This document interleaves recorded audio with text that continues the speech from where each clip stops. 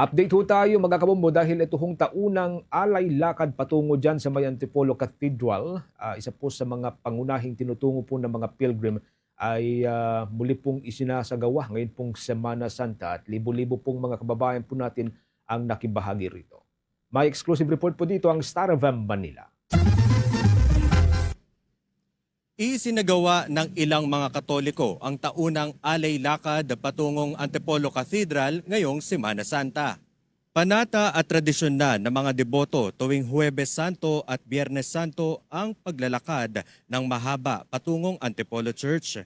Kasabay na ng paglalakad, makikita rin ang mga imahe ng istasyon ng krus kung saan humihinto ang ilan para manalangin. Ayon sa ilang deboto, ginagawa nila ito para magpasalamat sa mga biyayang natanggap at para na rin sa sariling kahilingan sa buhay. Natutupad lahat ng mga pangarap namin dito eh. Kaya every year namin talaga ginagawa to. Para po, lang po, mag-thank you lang po kay Lord din. Kasi po kakalipat lang po namin ng bahay na first time po namin na parang hindi kami nahirapan maghanap. Kasi usually po sobrang hirap na hirap po talaga kami.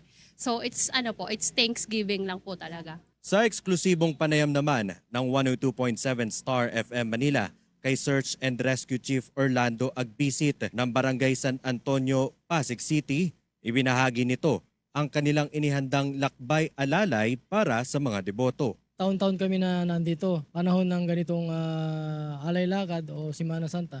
Lagi po kami nakatambay dito regarding the emergency kung mayroong mga na-aksidente kasi kumpleto naman kami rito. Mayroon kaming ambulance, may fire truck, may rescue. Mula rito sa Pasig City, nag-uulat Star DJ German ng 102.7 Star FM Manila. And this is Bombo Radio Philippines, the #1 and most trusted source of news and information. Basta Radio, Bombo!